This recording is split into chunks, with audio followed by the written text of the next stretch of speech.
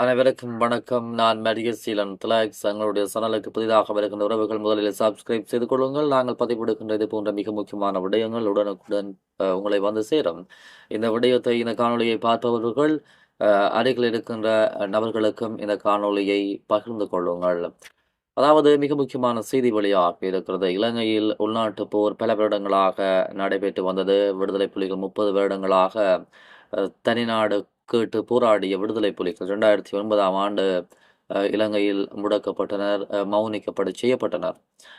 இந்த போராட்டத்தில், இந்த யுத்தத்தில் தங்களை தாங்களே தியாகம் செய்த அல்லது கடமையில் இருக்கின்ற வேளை தாய் நாட்டிற்காக உயிரிழந்த போர் வீரர்களின் பெற்றோருக்கு தற்போது ஒரு கொடுப்பனவு அறிவிக்கப்பட்டிருக்கிறது. அது தொடர்பாக இந்த காணொலியில் நாங்கள் மிகச் சுருக்கமாக பார்க்க போகிறோம். தாய் நாட்டிற்காக தங்கள் உயிரை தியாகம் செய்த போர் வீரர்களின் பெற்றோருக்கும் இலங்கையின் அமைதி மற்றும் பிராந்திய ஒருமைப்பாட்டை உறுதி செய்வதற்காக கடமையின் போது தியாகம் செய்த போர் வீரர்களுக்கான கொடுப்பனவு தொடர்பில் முக்கிய அறிவிப்பொன்று வெளியாக இருக்கிறது. ரணவீர சேவாதிகார சபையினுடைய பெற்றோர் பராமரிப்பு பிரிவு குறித்த பெற்றோர் பராமரிப்பு கொடுப்பனவை வழங்க உள்ளது. இந்த கொடுப்பனவின் கீழ்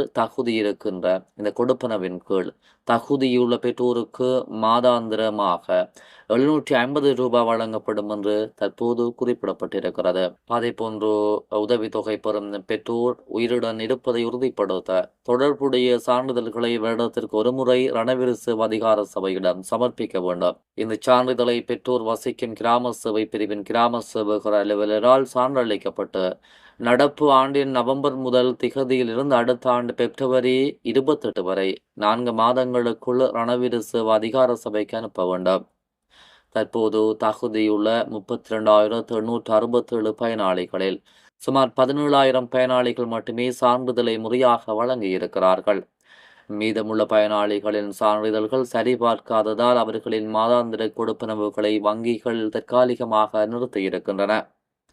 அவர்கள் முறையான சான்றிதழ்களை சமர்ப்பித்தால் கொடுப்பனவுகளை பெற முடியும். ஏற்கனவே பயோடேட்டா சான்றிதழை வழங்காத போர் வீரர்களின் பெற்றோர்கள் பயோடேட்டா சான்றிதழை உடனடியாக வழங்கவும், அவர்களின் கொடுப்பனவுகளை பெறுவதற்கான சட்டப்பூர்வ உரிமையை பாதுகாக்க நடவடிக்கை எடுக்கவும் ரணவீர சேவாதிகார சபை கடுமையாக வலியுறுத்தியிருக்கிறது.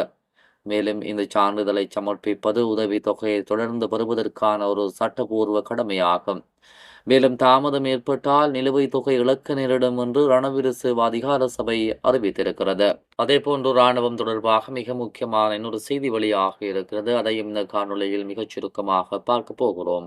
சேவையில் இருந்தபோது அங்கவீனமடைந்த இராணுவ சிப்பாய்களின் பெற்றோருக்கான மாதாந்த கொடுப்பனவு 1,700 பயனாளிகளுக்கு தற்காலிகமாக இடைநிறுத்தப்பட்டிருப்பதாக பாதுகாப்பு அமைச்சு அறிவித்திருக்கிறது. பயனாளிகள் இன்னும் உயிருடன் இருக்கிறார்கள் என்பதை உறுதிப்படுத்தும் சான்றிதழ்களை சமர்ப்பிக்க தவறியமையே இந்த இடைநிறுத்தத்திற்கான காரணம் என இராணுவ சேவை அதிகார சபை தெரிவித்திருக்கிறது.